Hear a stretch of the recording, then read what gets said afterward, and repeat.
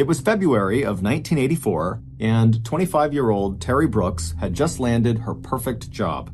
As the young woman with bright blue eyes and shoulder-length blonde hair backed her car out of her parents' driveway and headed west towards the Oxford Valley Mall, she glanced at her watch. Terry had always made a point of being on time, but as the brand new assistant manager of a busy and popular fast food restaurant, she now made a point of arriving a little bit early. Not so early that she got underfoot of the waitstaff or appeared to be that overeager manager who was looking over everybody's shoulders at how they were doing their jobs, but Terry had only been assigned to this Roy Rogers restaurant in Bucks County, Pennsylvania 1 week before, and so she wanted to make sure that she set a positive example as a capable, reliable manager who was friendly, but also very professional. As Terry drove the 13 miles from her parents' neat house in the quiet suburb of Warminster to the busy intersection of Route 1 and Oxford Valley Road in Fairless Hills, she hardly noticed the unusually warm weather, even though it was a surprising and welcome change from eastern Pennsylvania's typical chilly winter afternoons. In fact, Terry's life recently had been so busy and so full of changes and plans that the only remarkable thing about her commute to work was that it offered her a rare 30 minutes of quiet where she could try to organize her thoughts and prepare herself for the 10-hour shift ahead of her. It wasn't the actual work that Terry worried about. She already knew from past experience a lot about what went on inside of a restaurant.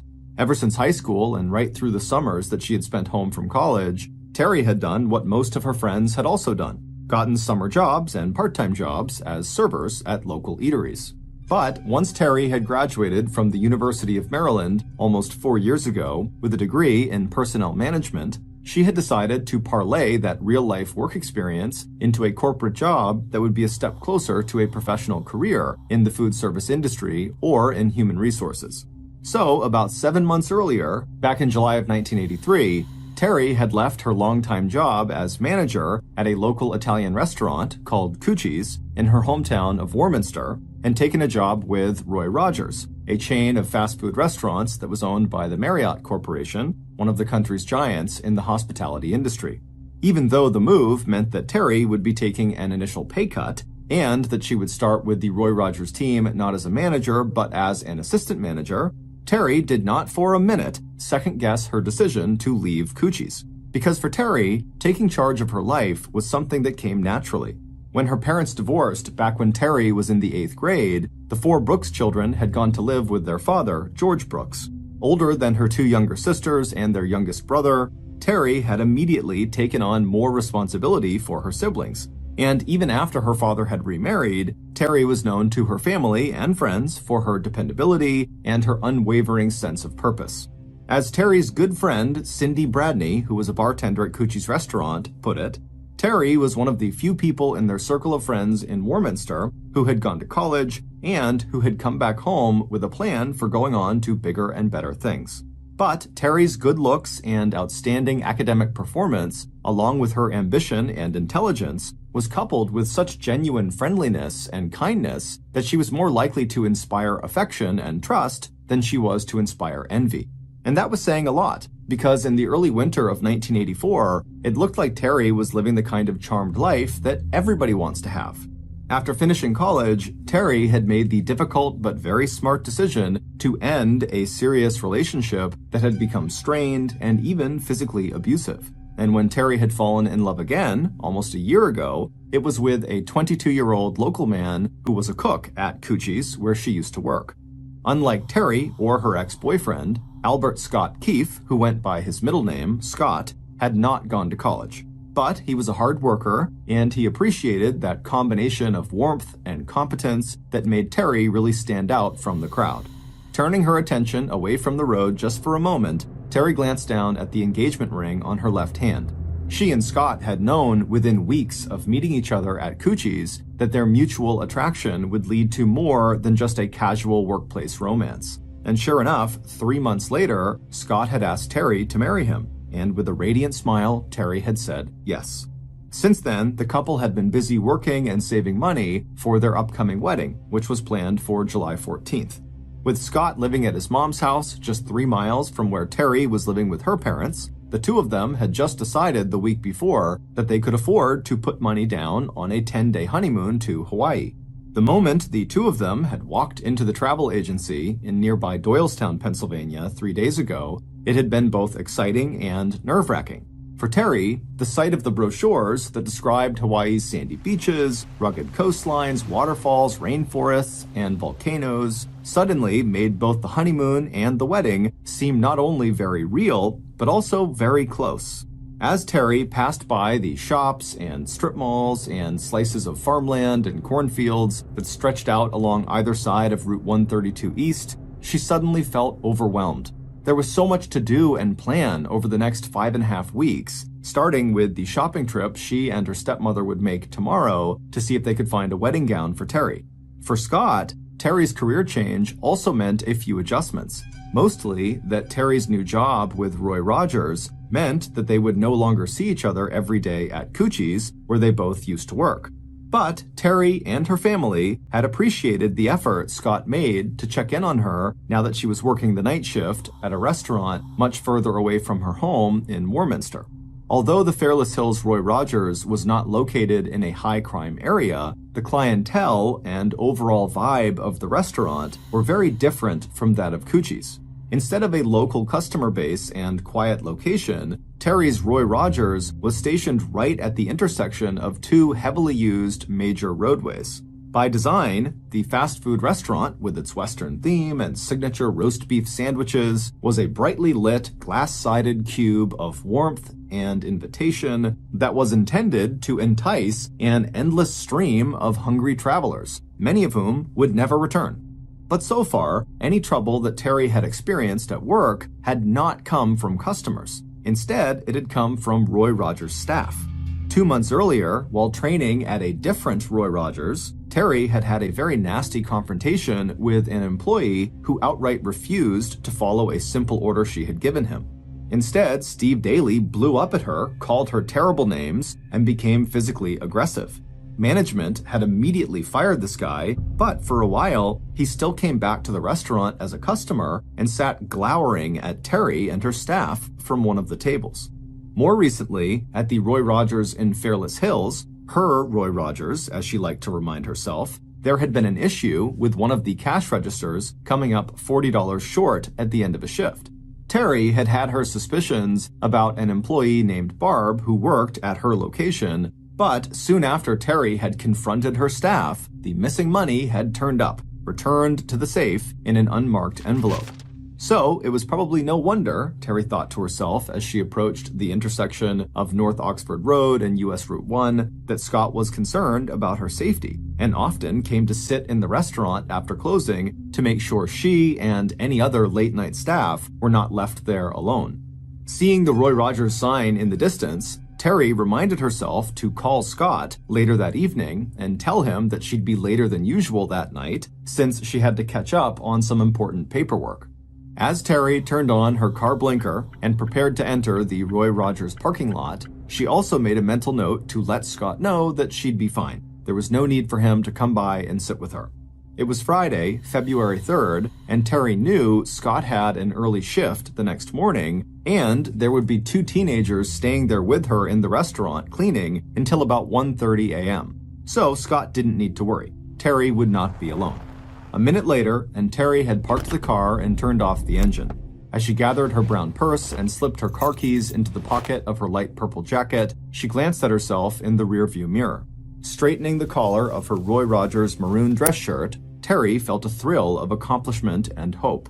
She'd only been working for the Marriott Corporation less than a year, but already Terry had learned so much about running a business and being a supervisor. And even the recent challenges had given her a chance to apply some of what she had learned in college about personnel management. And those conflicts had also been good practice on how to stand up for herself and be authoritative when it came to expressing expectations and consequences. A few minutes later, her blonde hair glowing under the light spilling out of the big glass windows of the wood-framed restaurant, Terry stepped up to the outer door leading into her Roy Rogers. At 6:45 a.m. the next morning, Saturday, February 4th, 1984, Scott was passing by Terry's parents' house on his way to work when he noticed that Terry's car was not parked in its usual spot in the Brooks' driveway. Puzzled, Scott slowed down. At 10 p.m. the night before, Terry had called him to say she'd be working late. Terry had been very busy, so their conversation was short, but Scott was sure he remembered every word correctly. "Honey, don't worry about me," Terry had told him. "I have some paperwork to finish tonight, but there are 2 other people that will be here with me." Coming to a sudden decision, Scott pulled his truck up to the curb. Despite the early hour, he decided to check in with Terry's parents just to make sure Terry had made it home okay the night before. Hopping out of his truck and heading for the front door of the house, Scott glanced at his watch. He was probably worrying for no reason, and he'd be back on the road in just a minute. And besides, even with the unplanned stop he was making, he'd still have enough time before his shift even started to enjoy a cigarette and a cup of coffee once he arrived at work. But a few minutes later, Scott was sitting down inside the Brooks kitchen, staring at Terry's parents with a stunned look on his face. Both Elizabeth and George Brooks had just checked Terry's bedroom and found that it was empty. The bed was made, and there was no sign anywhere in the house of their oldest daughter. As Terry's 51-year-old father stepped to the kitchen phone and dialed the number of the Fairless Hills Roy Rogers restaurant 30 minutes away, Scott pushed himself slowly to his feet, and he and Terry's mother, Elizabeth, leaned forward, straining to hear the voice on the other end of the line. The call was answered by a police officer. 1 hour earlier, at about 6 a.m., the manager of the Fairless Hills, Roy Rogers, had arrived, as he always did on Saturday mornings, to open up the restaurant and get things ready for the breakfast shift.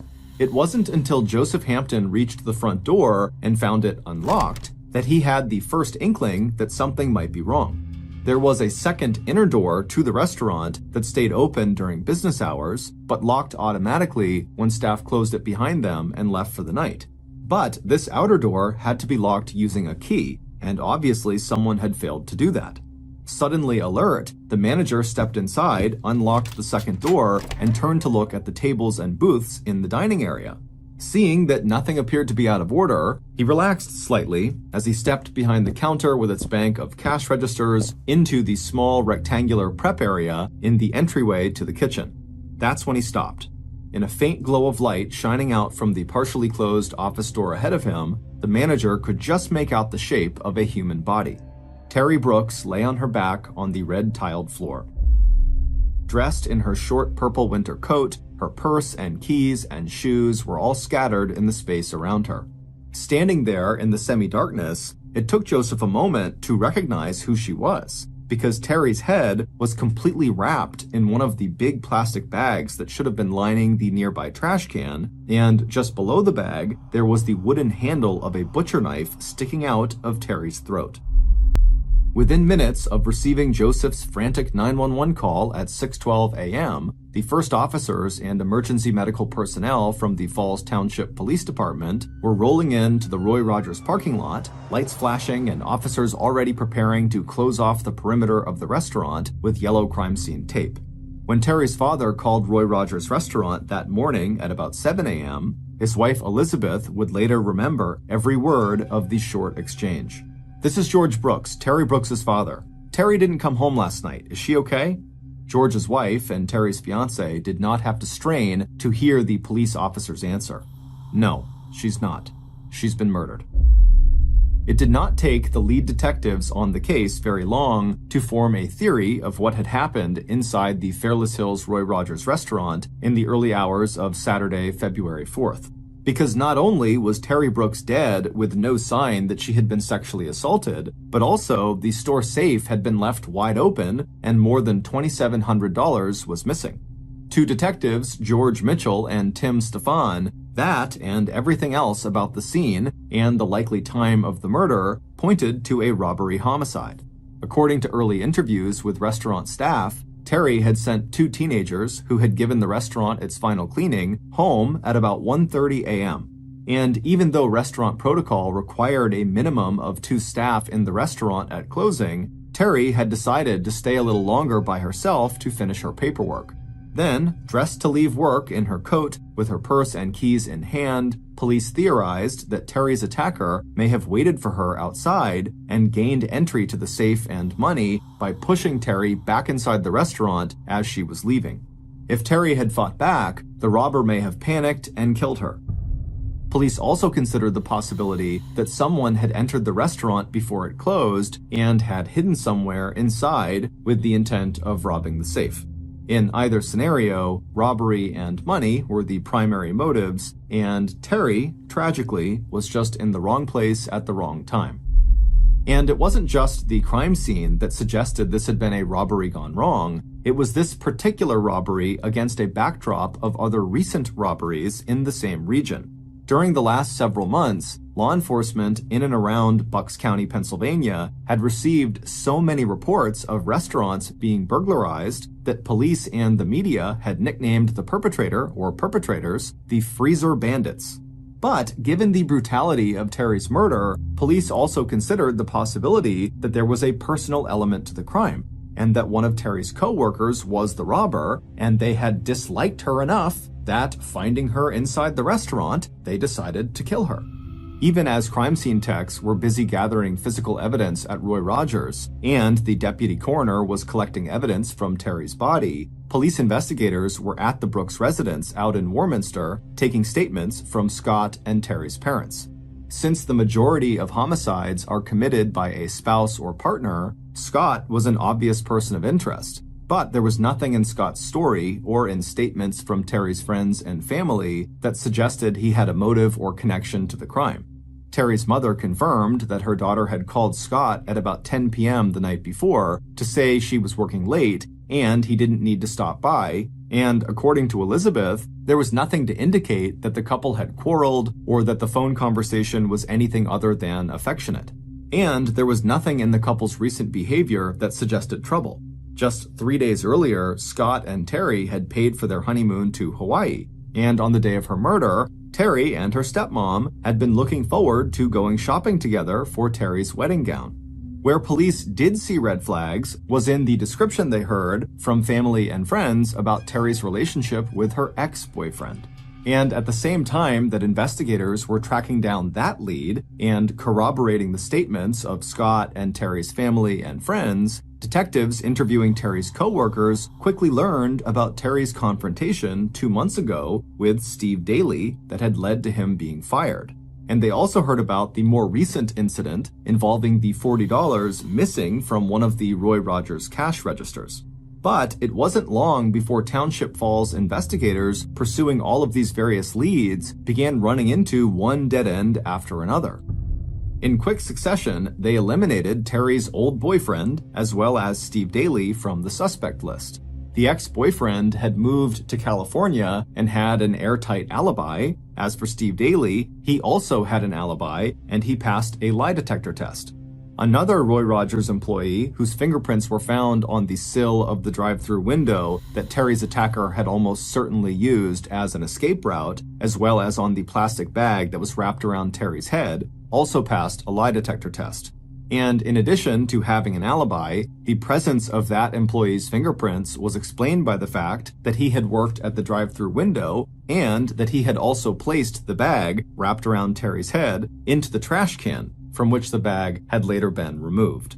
It wasn't until late February and early March that the investigation suddenly regained momentum. That's when 2 more female workers at fast food restaurants within a 100-mile radius of Fairless Hills were attacked in separate incidents. Both crimes appeared to be robberies, and at one of the restaurants, the young woman was stabbed to death. But the man arrested for that murder turned out to have no connection to Terry's death. And by the end of March, police had also captured the so-called Freezer Bandits and determined that they too had no connection to Terry's death. By July 14, 1984, the date set for Terry and Scott to get married, the investigation into the murder of Terry Brooks had gone cold. Despite a $5,000 reward from the Marriott Corporation for information that would lead to the arrest of Terry's murderer, and despite asking for help from law enforcement in other states, as well as from the FBI, and at the request of Terry's family, even consulting 3 psychics, the Falls Township Police Department had run out of leads, suspects, and the resources necessary to continue the investigation.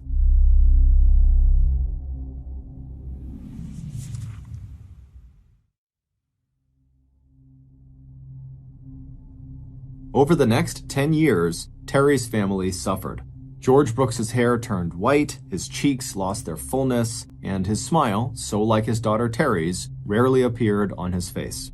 George had bought Scott a new suit to wear to Terry's funeral, which was held on February 8, 1984, when there was still so many leads in the investigation into Terry's murder that police were practically working around the clock. But after that service, as the investigation stalled, the Brooks family lost touch with Scott. And a decade later, Scott would eventually marry and go on to have a child. With Terry's 3 siblings to take care of, George and Elizabeth Brooks also did their best to move forward.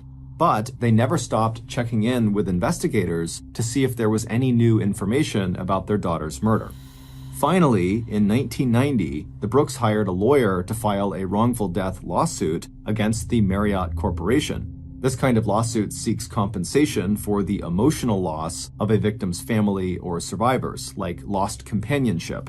And these kinds of lawsuits are also very hard to win.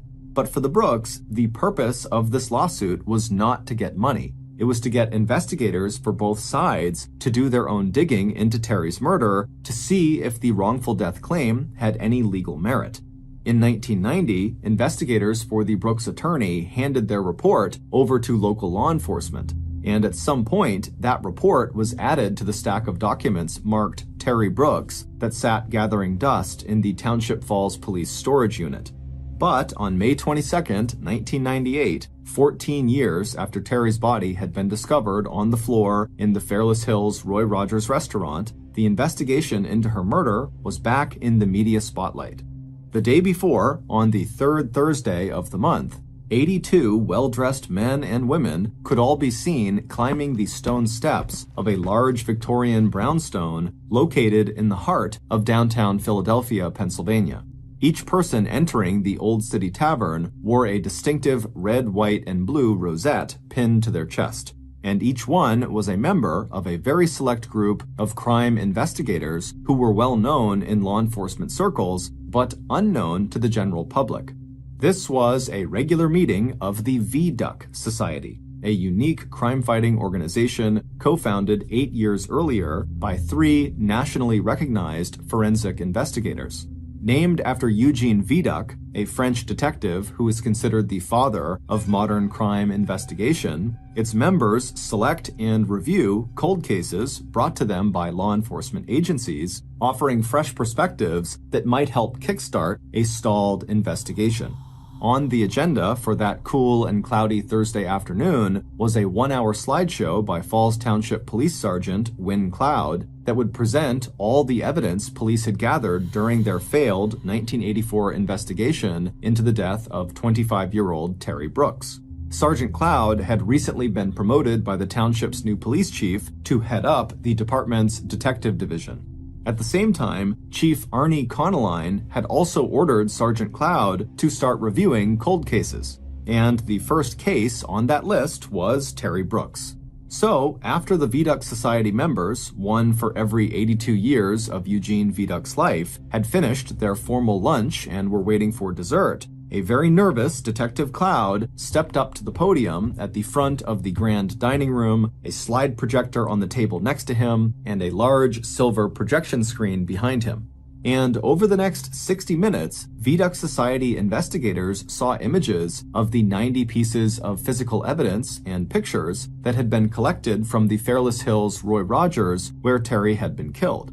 These slides included fingerprints, Terry's bloodied purple jacket, the butcher knife sticking out of her throat, the contents of her purse scattered across the floor around her, the defensive wounds on Terry's hands and arms, the drive-through window where the murderer had fled the scene of the crime, and a picture of the blood and tissue, assumed to be that of her attacker, that had been scraped from underneath Terry's fingernails. Back in 1984, when Terry was killed, an examination of that blood and tissue would not have revealed the identity of the killer. But since then, a lot had changed in forensic science. And now, in 1998, if police could find a suspect whose DNA profile matched a DNA analysis of those samples, police would have the breakthrough on this case that they needed. But first, they needed to find that suspect. When the presentation was over, members of the Viaduct Society had harsh words for the original team that investigated Terry's murder. It wasn't that the detectives back in 1984 weren't working night and day to solve a case that had produced enough statements to fill 3 large cardboard boxes. The problem, according to forensic psychologist Richard Walter, was that investigators had misinterpreted the crime scene. Instead of focusing on the robbery angle, right from the start, detectives should have been focusing on the extreme violence of the murder itself. Putting down his fork and pushing aside his plate of thick-crusted apple pie, one of the 3 founders of the Viaduct Society went on to tell Sergeant Cloud that even though the case was 14 years old, the murder itself had already revealed a great deal of information about the killer. But police would need to begin the whole investigation over from scratch, starting with a DNA analysis of the tissue sample collected from under Terry's fingernails. And then Dr. Walters told police the 2 key questions that would lead them to discover the identity of Terry's murderer. Over the next 4 months, 32-year-old Falls Township detective Nelson Whitney took the lead on the new investigation into the Terry Brooks homicide, ordering a complete DNA analysis of blood, hair, and tissue samples found at the crime scene. Then, with the help of the Viaduct Society and a profile of the killer developed by Richard Walter, investigators re-interviewed Terry's parents, former co-workers, and friends of Terry who had not been interviewed during the first investigation. Investigators also combed through the funeral register that listed the names of people who had attended Terry's memorial service back on February 8, 1984, trying to track down the phone numbers and addresses of possible witnesses or suspects. And then, buried in the old files, Detective Whitney discovered the report that had been done 8 years earlier by the investigators who had been hired to look into the wrongful death lawsuit Terry's parents had filed back in 1990. That report, along with an interview with Terry's friend, Sidney Bradney, the bartender at Coochie's restaurant where Terry and she had worked before Terry took the job at Roy Rogers, eventually led investigators to the suspect they'd been looking for. The challenge now was how to link this person to the crime and get a written confession. 1 month later, early one morning in October of 1998, Detective Nelson sat in an unmarked police car staking out a modest home that had become as familiar to him as his own house. It was trash day, and Detective Whitney had already seen the residents of this particular house put their bag of trash out at the curb. The detective also knew that the moment they dropped it there by the street, whatever was inside that bag was no longer considered their own private property. Instead, anyone who wanted to rummage around in that trash or take something out of the trash and keep it was legally free to do so. The investigator tensed when he heard the rumble of the garbage collection truck coming down the road behind him. Watching the truck in his rearview mirror, the young detective put his hand on the inside handle of the driver's side car door. And as soon as the garbage truck slowed to a stop and one of the workers hopped down and picked up that bag of trash in front of the house that Detective Whitney had been watching, the detective was out of his car and across the street. By prior arrangement with the garbage collection company, the detective took the bag directly from the gloved hand of the sanitation worker, carried it back to his car, tossed it into the trunk, jumped inside the car, and drove off to the Falls Township Police Station. With any luck, that bag of trash would contain a DNA sample from their suspect that would line up with the DNA of the tissue collected 14 years earlier from Terry's dead body. And sure enough, a smear of saliva scraped off the butt of one of the discarded cigarettes inside that trash bag would turn out to be a solid match. And on the evening of February 4th, 1998, on the 14th anniversary of Terry's murder, police knocked on the door of the house where the suspect lived. Based on the new information police had learned from Terry's friend, Cindy, coupled with the information the police would learn directly from the suspect over the course of the next 6 hours, here is a reconstruction of what happened to Terry Brooks in the early morning hours of that Saturday 14 years ago, in the minutes just before she left work at her Roy Rogers restaurant in Fairless Hills. As Terry drove to work on the evening of Friday, February 3rd, 1984, she thought about her conversation the week before with her good friend Cindy. At the time they had talked, Terry had been so distressed that she practically broke down in tears. But now, a few days later, while Terry still felt upset, she also felt like she knew what she had to do to make things right. It wouldn't be easy, but as Terry was learning very quickly, she just needed to accept that other people were not always going to agree with or welcome every decision she made.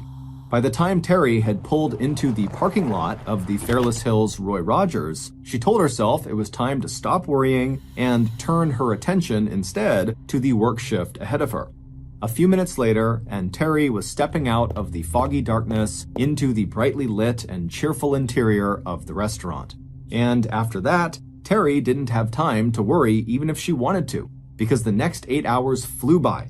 First in a rush of food orders and the clatter of plates and silverware, and then, after the restaurant closed to the public, in the bustle of staff cleaning up and getting ready to leave for the night.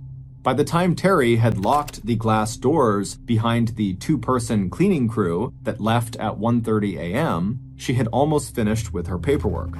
And a half hour after that, and Terry was more than ready to go home. It had been a long day and night, and she was looking forward to sleeping late that morning. Pulling on her short winter jacket and reaching for her brown purse, Terry glanced around the office to make sure everything was in its place for the next day. But just when Terry was about to turn out the office light and leave, she stopped, sure that she had just heard a knock on the front door of the restaurant. Slipping her purse over her shoulder and gripping her set of keys in her free hand, Terry stepped through the kitchen prep area so she could peek out into the parking lot. Recognizing the person standing outside, Terry relaxed, but only slightly. Letting out a deep breath, she walked forward to open the doors for her unexpected visitor. Half an hour earlier, when the two-person cleaning crew had left Roy Rogers, Terry's killer had already been watching the restaurant from the parking lot next door for 30 minutes. Even without the car engine and heater running, the night was so unseasonably warm that inside of the car was still comfortable. Not that the killer would have noticed anyway. There were more important things to think about, like how Terry deserved everything that she had coming to her. Seeing her lock the door behind the two teenagers and disappear back into the dimly lit kitchen area, the killer reached over to the pack of Newports lying on the passenger seat. There was just enough time for one more cigarette. At 2 a.m., the killer had left their vehicle and was knocking on the front door of Roy Rogers. A few minutes later, the killer had followed Terry towards the back of the restaurant until they were both standing on the red-tiled floor just outside of the kitchen. Only now, the two of them weren't just talking, they were arguing. And this time, Terry was not backing down. And in response to what Terry had to say, Terry's killer suddenly stepped forward and hit Terry in the face. The blow was so hard, it literally lifted Terry out of her moccasin-style shoes and sent her flying. She landed flat on her back, her keys and the contents of her purse skittering off in every direction. And that was just the beginning. Once Terry was on the floor, her attacker straddled her body and began choking her and pounding her head against the floor. Then, the killer reached up to grab a 7-inch long butcher knife from one of the tables above them. The autopsy report later showed that Terry would suffer not one, but several fatal injuries. In addition to brain hemorrhage, a broken bone in her throat, and a crushed voice box, Terry would be stabbed 20 times in the face, neck, and torso, as well as beaten with a length of lead pipe. But even as she was dying, Terry fought back. After her attacker had stabbed the knife once through her neck, Terry threw her hands and arms up to protect herself, and in doing that, her fingernails dragged along the surface of the attacker's skin. It wasn't until the second knife strike severed Terry's spinal cord and left her paralyzed that she finally lay still, her arms falling outstretched to either side of her body. The tip of the knife had dug so deeply into the floor that Terry's throat was pinned to the hard red tiles. Unable to scream or move, Terry stared up into the face of her killer. Still, it wasn't over. Breathing heavily with excitement, Terry's killer got up off the floor and, stepping to the nearby trash can, pulled out the clear plastic bag that lined the bin. Returning to where Terry lay trapped, her killer bent down and wrapped the bag around her head, and then watched as Terry's final breaths created a film of condensation inside the suffocating layers of plastic. A minute later, the killer had turned away, cracked open the door of the safe, and gathered up all the bills inside. Then, with a last look around, the killer pushed open the drive-through window, climbed over the sill, and dropped down onto the pavement below before running at a crouch back to the adjacent parking lot. There was the sound of a car engine starting, and then the killer was turning out onto Route 1 to head home. 14 years later, these two questions that forensic psychologist Richard Walter asked at the May 21st meeting of the VDUC Society would in fact lead police straight to Terry's killer. The first question was, who would Terry trust and know well enough to let into the restaurant at 2 a.m. the morning she died? And the second question was, who had such intense feelings for Terry that their attack would have been brutal enough to kill her several times over? There was only one answer: Terry's devoted fiancé, Albert Scott Keefe. It would turn out that when police reopened the investigation into Terry's death, Terry's friend, Cindy Bradney, would tell investigators that just the week before Terry was killed, Terry had confided that she was thinking of calling off her July 14th wedding. 8 months into her engagement, Terry had begun to have serious second thoughts about spending her life with Scott. It turned out he had a bad temper, and he was jealous and very possessive of Terry. Terry had begun to feel that the real reason he came to sit with her at Roy Rogers while she closed the restaurant had less to do with concern over her safety and more to do with ungrounded suspicions that she might be seeing other people. Scott also had money problems, and so he was angry when Terry left Coochie's restaurant, where they both worked, for a lower-paying job at Roy Rogers. When Terry had walked into the Doylestown travel agency with Scott 3 days before she was killed and paid for the couple's honeymoon, Terry may have realized that the time had come to end her engagement or delay the wedding before it was too late. And according to Dr. Walter and other VDUC Society members who would later review the investigation into Terry's murder, the safe at Roy Rogers may have been robbed, but the real motive for Terry's death had never been money. Instead, this had been a complex and personal murder committed by someone driven by both anger and retaliation. Someone who would rather kill Terry many times over than allow her to walk away from their relationship. Everything else about the crime, the robbery, jumping out of the drive-through window, Scott appearing later that morning at the Brooks' house full of concern over not seeing Terry's car in the driveway, all of that had been pure misdirection. But now, 14 years later, on February 4th, 1998, armed with the DNA from one of Scott's discarded Newport cigarette butts that was tied to the hair and tissue found at the crime scene, investigators finally had the physical evidence they needed to bring Scott into the police station for questioning. By then, Scott and his wife were divorced, and Scott's life seemed to have come full circle. He was once again living with his mother in Warminster and working at an Italian pizzeria the next town over. Confronted with the new DNA evidence, new witness statements that described serious tensions in Scott's relationship with Terry, and the fact that he had failed a lie detector test, in the early hours of February 5th, 1998, Scott confessed to the murder of Terry Brooks. In a final twist to a case that had now captured national attention, police also revealed that the report filed by investigators looking into the wrongful death lawsuit the Brooks had filed back in 1990 had also listed Scott Keefe as the most likely person to have murdered Terry. The report also included the witness statement that placed Scott in the parking lot adjacent to Roy Rogers about an hour before Terry was killed.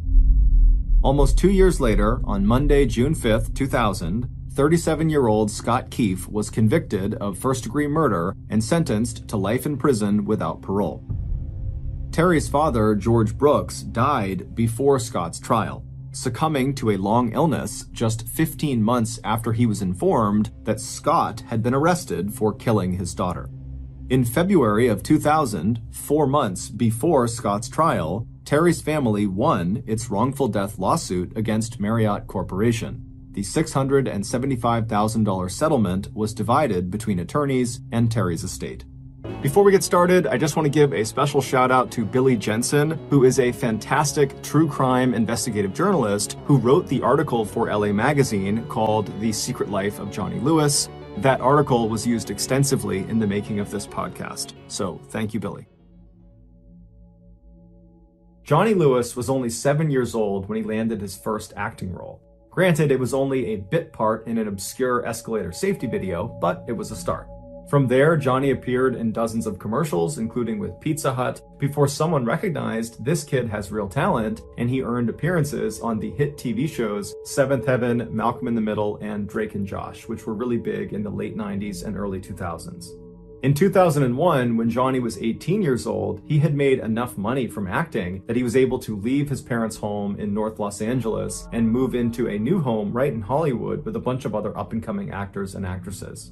By 2006, when Johnny was 23 years old, he was riding high. He had landed several more big TV roles, like a recurring role in the show The OC, which was very popular in the 2000s. And in 2006, he was dating the mega pop star Katy Perry. And although their romance was relatively short, apparently it was very intense because Katy would go on to write 2 songs that were apparently about Johnny. But Johnny's real rise to stardom occurred 2 years later in 2008 when he was cast as the character Half-Sack on the critically acclaimed motorcycle drama Sons of Anarchy. While the show made him famous and fabulously wealthy, Johnny was growing concerned with the direction the show was taking. He felt like it was becoming too violent. Johnny liked reading poetry and studying philosophy and staying up late drinking tea and playing chess. He did not like acting out scenes of gratuitous violence. It just wasn't who he was. So after being on the show for 2 seasons very successfully, he was a very popular character. He went to the writers and said, "You gotta write me out of the script. I can't do this anymore." The writers were totally caught off guard and begged him to stay, but he had made up his mind, and so in 2009, his character was killed off. After leaving Sons of Anarchy, Johnny decided that he wasn't going to pursue any serious acting roles for the time being. Instead, he wanted to focus his time on writing his first novel, which was about this musical genius trying to make his way in the world. And so he started asking around to see if anybody he knew of a quiet place he could live and write out of. And his photographer said, "I think I know the place." It was called the Writer's Villa, and it was this beautiful house with 6 bedrooms for rent right outside of Hollywood. Over the years, it had become a sort of safe haven for up-and-coming actors and actresses still looking to land their big break. The reason it developed this reputation was because of the owner, Kathy Davis. She was this wonderful woman who really understood how difficult trying to break into Hollywood was for all these people that stayed at her house. And so she would look after them and make them food and offer them rides. And she would stay up late and listen to their frustrations and be a shoulder to cry on if they didn't get the part they wanted. Many of her tenants, who went on to be big Hollywood stars, would later attribute their success, at least in part, to the time they spent with Kathy at the villa, which they remembered as being therapeutic and soothing. Even though Johnny had already had his big break in the Sons of Anarchy, he loved the idea of living in such a peaceful place that seemed to cater to eccentric artists like himself. So in April of 2009, Johnny called Kathy and requested a room, and she said, "Absolutely, you can stay on the 2nd floor in the red suite." After moving in, Johnny would tell his friends that the writer's villa was just as amazing as he thought it was going to be. And Kathy specifically was just as wonderful as everyone said she was. He actually struck up a friendship with her almost immediately. Everything seemed to be going really well for Johnny in his life until a few months later, he found out his girlfriend, Diane, was pregnant. Although this totally screwed up his plans for his novel, Johnny was really excited about being a father, and so he decided to move out of the villa and in with Diane, who lived nearby, to help take care of their child. 9 months later, on April 6, 2010, Diane gave birth to a healthy little girl named Culla May, and Johnny and Diane fell madly in love with her. But unfortunately, Johnny and Diane's love for each other faded quickly after becoming parents, and before long, Johnny had moved out and back in with his parents. Not long after that, Johnny and Diane became embroiled in this really vicious, long custody battle over Culla May, which ultimately Johnny lost, which was devastating for him. A few months later, in October of 2011, when Johnny was still living with his parents, he decided to take his motorcycle out and just go ride around and clear his head. And so he drove for about 2 hours to the west of LA out into the desert, where he lost control of his bike and he crashed. After getting to the hospital, his injuries were determined to be relatively minor, except they were concerned he might have a head injury. However, after testing negative for a concussion, he was said to be okay by doctors and he was sent home. But when he got home from the hospital, he was not okay. He was a totally different person. Johnny's father, Michael, immediately noticed the change in his son's behavior. He just started acting really weird and erratic, and his thoughts weren't always coherent, and he was really agitated all the time. It was just very obvious that something was off. And it made Michael wonder, perhaps my son did get a head injury from that motorcycle accident, and the doctors just missed it. And so Michael scheduled 2 separate MRIs for Johnny to go to, but for whatever reason, Johnny refused to go. Around this time, Johnny's friends began to notice his strange behavior when in December of that year, he was at an acting class and he began speaking in a vaguely British accent. And everybody in the class noticed it, and eventually someone said, "Hey, why are you doing that?" And Johnny was like, "What?" and just kind of shrugged it off and acted like he wasn't doing that. A few weeks later, on the morning of January 3rd, 2012, Johnny was at his parents' house and he was sitting in the kitchen while his mom was making omelets, and Johnny just kind of abruptly says, "I'm gonna go out for a walk." So he gets up, he's only got his pajamas on, no shoes on, he walks out the door, and as he's walking down the road, he gets maybe 10 or 15 feet away from his parents' house when he hears someone screaming, like they're screaming in distress. And he thinks it's coming from the apartment that was right next to his parents' house. And so he breaks into the apartment, but there's no one in the apartment. It's totally vacant. And so as he's in this apartment, wondering what's going on, the 2 men that owned the apartment, they came home and they see Johnny standing there and they told him he had to leave immediately. And instead of leaving immediately, Johnny grabbed a nearby glass bottle and he charged at them and hit them both over the head with the bottle before they managed to restrain him and hold him down until the police showed up. Johnny claimed he was acting in self-defense, but the police didn't believe him. And so they charged him with trespassing, burglary, and assault with a deadly weapon, and they sent him to jail. When Johnny's father was finally able to come to the jail and bail his son out, it had been 8 days, and in those 8 days, Johnny had been moved from general population to a psych ward because he was banging his head against the inside of his cell, and at one point he had tried to jump off of a balcony, and he was just generally acting unhinged. And so when he was discharged, on his paperwork, a doctor at the jail had commented that he thought Johnny at one point must have had some sort of head injury that had made him act this way, and he was definitely suicidal. When Johnny got back to his parents' house, he was an absolute wreck. Physically, he had 2 black eyes and his face was all puffed up from the confrontation he had with those 2 men in the apartment. And emotionally, he was so distraught that he wouldn't let anyone in his family come near him. He just holed up in his room and just told everyone to stay away. He also became extremely sensitive to light, to the point where he was turning off all the lights in his parents' home, and then when they would eventually just turn them back on again, he would get agitated and turn them all off, and then finally he just disabled his parents' fuse box. But despite Johnny's obvious issues after coming home from jail, over the next few weeks, he did actually seem to be improving, to the point where at the end of January, so about a month after he came home from jail, his parents allowed him to move out and go live on his own in Santa Monica, California, about 30 minutes away. But as soon as he was living on his own, his troubles started again. On February 10th, so about a week after moving into this place in Santa Monica, he was arrested for punching some random stranger in the head outside of a yogurt shop. But he was ultimately released on $20,000 bail. A couple of days later, Johnny, fully clothed, just walked into the ocean, and when he was pulled out, he had to be brought to the hospital to be treated for hypothermia. A couple of days after getting out of the hospital, he was arrested again, this time for trying to break into a woman's apartment in Santa Monica. He claimed he thought it was his friend's apartment, but nobody believed him, so he was brought to jail and then released on bail again. After this second arrest in Santa Monica, Johnny's parents finally convinced him to go see a doctor about this potential head injury they thought he got from that 2011 motorcycle crash. Even though that jailhouse doc had suggested Johnny had a head injury, he had not officially diagnosed him. So Johnny needed another doctor to officially diagnose his head injury so they could begin to treat it. But the doctor Johnny wound up seeing did not suspect a head injury. Instead, he suspected schizophrenia or bipolar, which are 2 very serious mental disorders. And so he prescribed some medication to Johnny that would treat both of those disorders, and Johnny was on his way. Johnny refused to take the medication and refused to go see another doctor, and so his condition just continued to get worse. Johnny was still facing serious jail time for the break-in and assault against those two men in the apartment next to his parents' home, and so Johnny's lawyer was trying to get a deal done where Johnny would go to a mental health treatment facility for a year instead of going to jail for a year.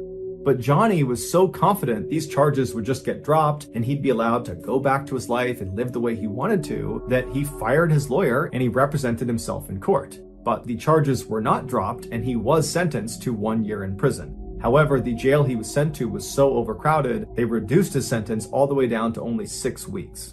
When Johnny's father finally came to pick him up from prison on Friday, September 21st, 2012, Johnny was at an all-time low. Even though he had only been in jail for 6 weeks instead of the year he was supposed to be there, it was clear that amount of time had done an enormous amount of damage to him. And so on the car ride home from prison, Johnny just kind of sheepishly asks his father, hey dad, would it be possible if you called Kathy Davis at the writer's villa and just see if there's any way I can move back in? And Michael's thinking to himself, I hadn't thought of that, but the writer's villa was the last place Johnny was when his life was still in order. It was probably the last place he was happy, and so he probably has attached a lot of fond memories to that place, and so that's a great place for him to go. And so as soon as they got home, Michael called Kathy Davis and explained the situation and said, is there any way he can stay there? And she said, absolutely, the red suite is still available. I'll go up and make the bed right now. I can't wait to see him. Johnny stayed with his parents that weekend, and then on Monday, September 24th, he packed up his stuff and he moved back into the villa. 2 days later, a 70-year-old man named Dan Blackburn, who was actually neighbors to the writer's villa property, he was looking out his front window at this man who was standing out in the road. He only had on jeans and red shoes, he had no shirt on, and he was very sweaty, and he was just kind of frantically pacing around the road, and he had never seen this guy before, and so he's just kind of poking out behind his curtain, watching him to see what he's going to do next. And after about 15 minutes of this kind of strange pacing in the road, this guy turns and walks directly towards Dan's property, goes right up to the front step and starts knocking on the door. Dan was definitely a little bit concerned, but he shut the curtain, he walked over to the door, and he looks out the people, and there's this guy standing there with bright blue eyes that are all wide, and he's looking at the people as if he can see through and see Dan, but he can't. And so Dan reaches down and he opens the door just a little bit and he looks out, and the guy outside looks at him and goes, "Hi, I'm John. I'm your new neighbor." It would turn out John was Johnny Lewis. And so Dan opened the door a little bit farther and he looks at him and he goes, "Hi, John, nice to meet you." And before the two men could have any sort of conversation, Johnny just abruptly turned around and walked away. And so Dan is totally puzzled by this strange interaction he's just had with Johnny Lewis. And he's watching him as he just walks back to the road, he walks back over and goes inside the villa and disappears. And so Dan kind of shrugs it off, he shuts his door, locks it, and goes back to his morning routine. About 30 minutes later, Dan is doing his own thing in his house when he hears his wife outside screaming for him to come outside. And so Dan runs out the front door, he goes into his driveway, which is between his property and the writer's villa, and he sees his wife is standing on the driveway, horrified, pointing up towards the back of their house. He looks down, and back near their back deck, Johnny Lewis, is standing on top of the guy that Dan and his wife had hired that day to paint their back deck. Johnny is just raining blows down on this guy. He's got a piece of wood too that he's hitting him with, and the worker is sitting there trying to shield himself. There's blood all over him, and Dan instinctively just runs over to Johnny. Johnny's not seen Dan at this point. Dan gets right up to him and he grabs him by the shoulder and he tries pulling Johnny off. He's screaming at Johnny to stop, but Johnny just seems totally unfazed. He's just destroying this worker. And so finally, after Dan yanks on Johnny hard enough, Johnny jumps up, turns around, and levels Dan square in the face. Dan falls to the ground, and when he looks up, Johnny is just standing over him, looking at him with no expression on his face. It's like he didn't know what he was going to do with Dan next, so he just stood there and stared at him.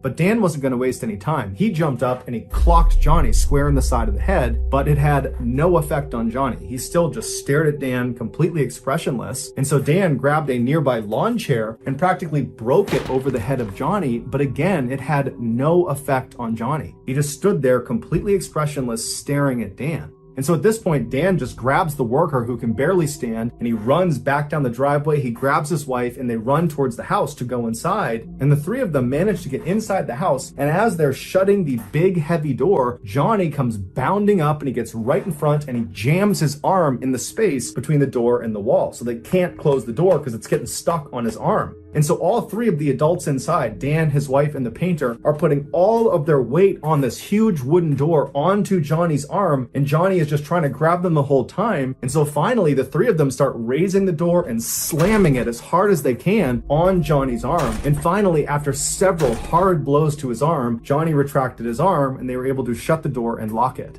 And so at this point, Dan's wife and the painter ran around the house, closing every window, locking every door. Meanwhile, Dan went to the side window that looked out towards the writer's villa property, and he got his phone out and he called 911 as he's looking out the door looking for Johnny. And so after he tells 911 what's going on and he hangs up, Johnny suddenly just appears running down his driveway as if he's running back towards the back deck. But he stops almost right in front of Dan's window. He turns and he starts running towards the villa property. He jumps over a fence that's at least waist height, just jumps clear over it. And then he gets to this huge wooden fence that surrounded the entire villa property that was at least, 8, 9, 10 feet. And he very easily just jumps, grabs the top, and catapults himself right over the top and then disappeared inside of the villa. Within minutes, the police showed up and they went inside the villa and they could not believe what they found. Based on the evidence, this is what investigators believe happened.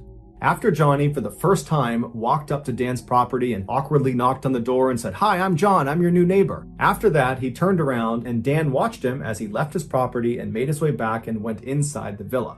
Once Johnny got inside the villa, he made his way up to the second floor and he went into Kathy Davis's room where she was sitting. Now, Kathy most likely turned and saw Johnny standing in the doorway. He's got no shirt on, he's sweating, he looks totally crazed. She probably was not scared. Instead, her motherly instincts kicked in and she probably said, "Hey, are you okay? Can I help you? What's going on?" And as she probably stood up and made her way over to make sure he was okay, Johnny, for reasons no one understands, proceeded to beat and kick and strangle her. And then when she fell to the ground and was totally helpless, Johnny proceeded to either stomp on her skull repeatedly, or he hit her over the head repeatedly with a rusty hammer that was later found in his bedroom.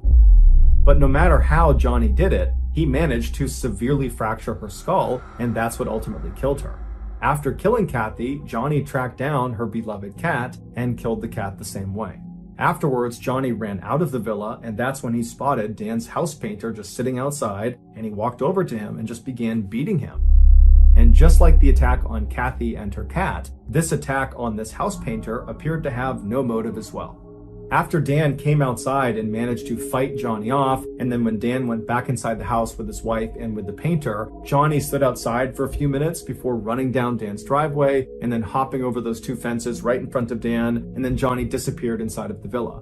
Once Johnny was in the villa, it's believed he climbed up to the upper patio or onto the roof of the villa itself, and from there he either jumped or fell to his death on the driveway below. His death was officially ruled an accident, not a suicide. After the news broke about what had happened at the writer's villa, everybody assumed Johnny must have been on some really hardcore drugs. That's the only explanation for why someone would act the way he acted. But when his toxicology report came back, it showed he had absolutely no drugs of any kind, legal or illegal, in his system. He was completely sober at the time he committed this horrible crime. Some believe Johnny really did have some undiagnosed head injury from that motorcycle accident, and this head injury is responsible for his violent outbursts. Others disagree and say the head injury had nothing to do with it. Johnny clearly had some undiagnosed mental disorder. Maybe it was schizophrenia, maybe he was bipolar, maybe it was something else, but it was this mental disorder that led to these violent outbursts. But to this day, no one knows for sure why Johnny did what he did. All we know is an innocent woman and her cat were needlessly killed. The next and final story of today's episode is called "This Demon Still Lives Among Us."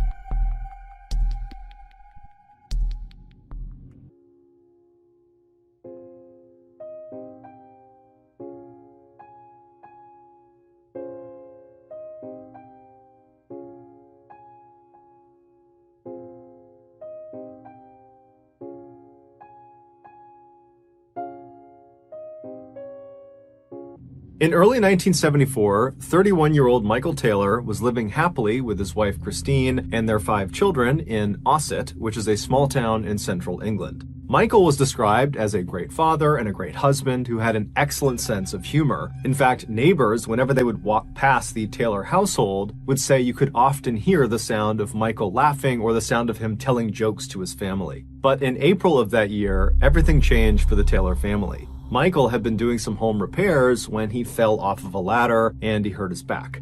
The injury itself was fairly minor, but it resulted in chronic pain, and this chronic pain quickly changed how Michael behaved. Michael went from being this cheerful, funny, happy guy to being sad and depressed.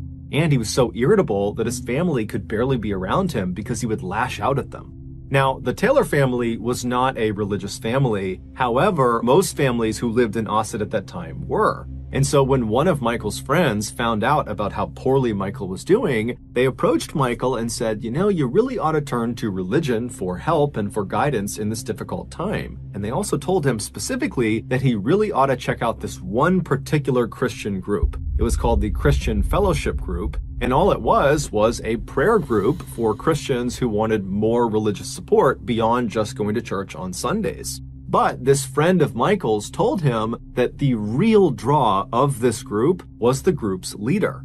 Her name was Marie Robinson, and she was this 21-year-old, extremely friendly and energetic and charismatic person who just had this incredible way of making all of her members really feel like they belonged. And so Michael's friend was telling him that he really thought Marie could be the difference maker for him, that she could help him get back to normal. And so Michael, he trusted this friend, and he really didn't have much to lose at this point. He was already at rock bottom, and so he agrees to go check this group out.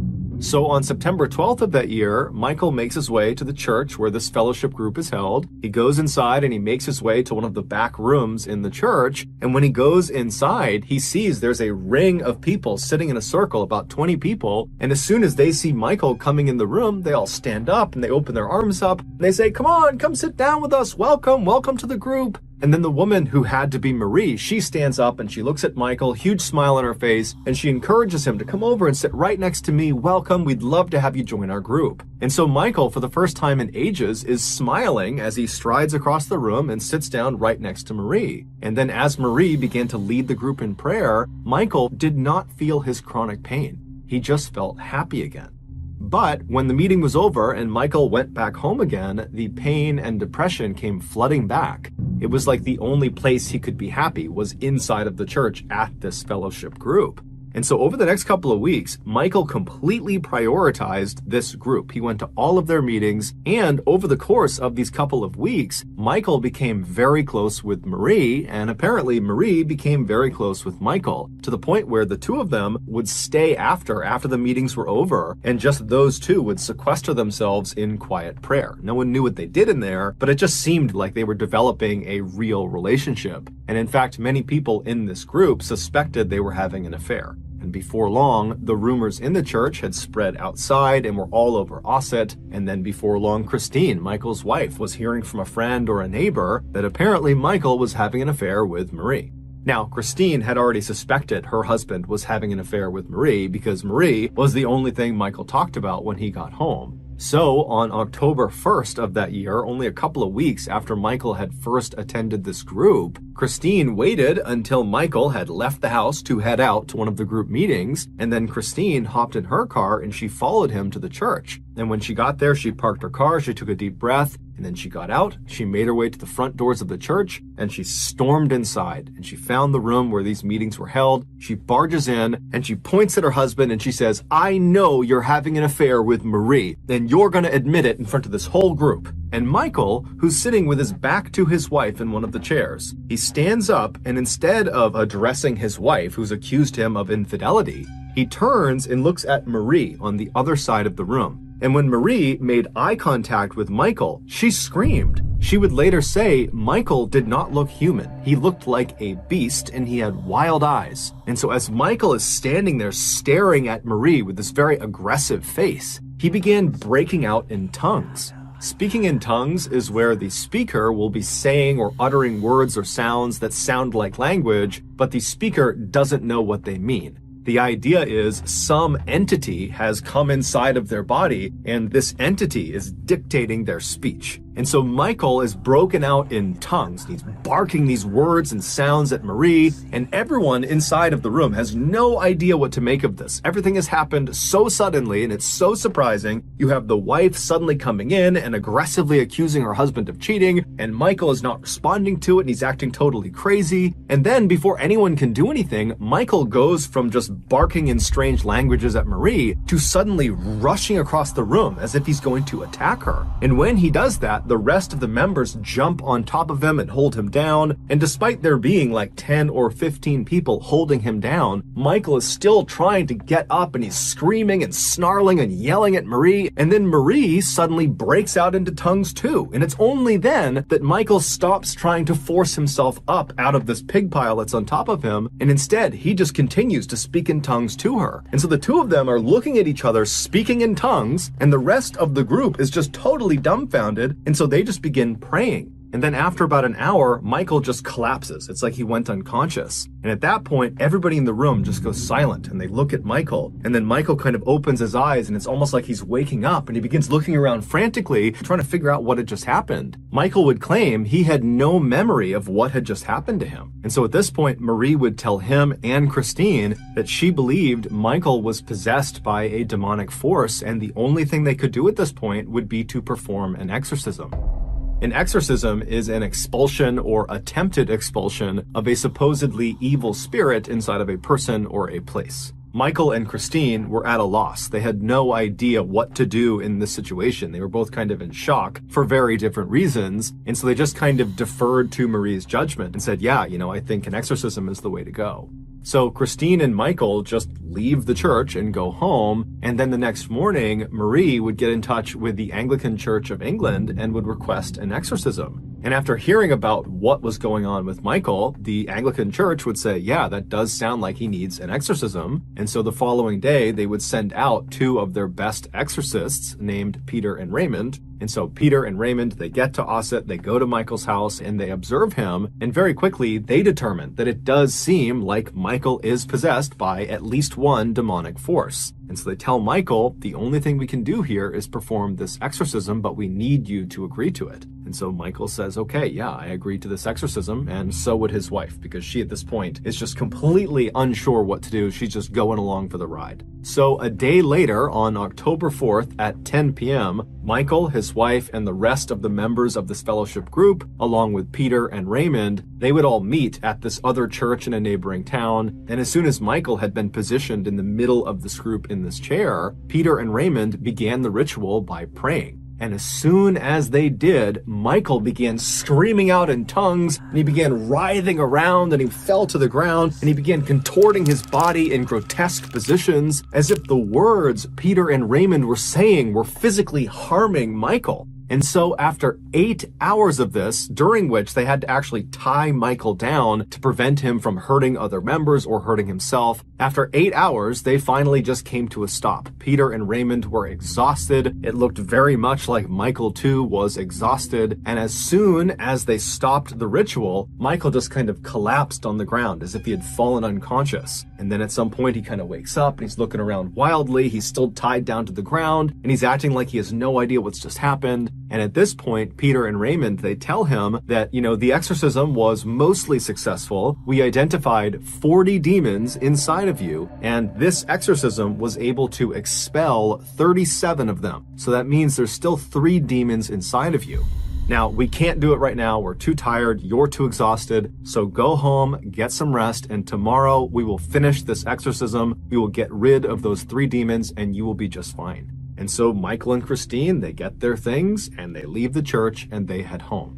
A few hours later, around noon, a woman who lived near where Michael Taylor and his family lived thought she heard something strange outside of her house. It sounded like someone yelling. And so she went to the front of the house and she pulled the curtain aside on one of her windows. And outside, walking down the street completely naked, covered in blood, was Michael Taylor. And he was saying something about Satan. And so this woman, she calls the police show up, and they find Michael. He had curled up on the sidewalk outside of this woman's house, and he was giggling like a child in the fetal position.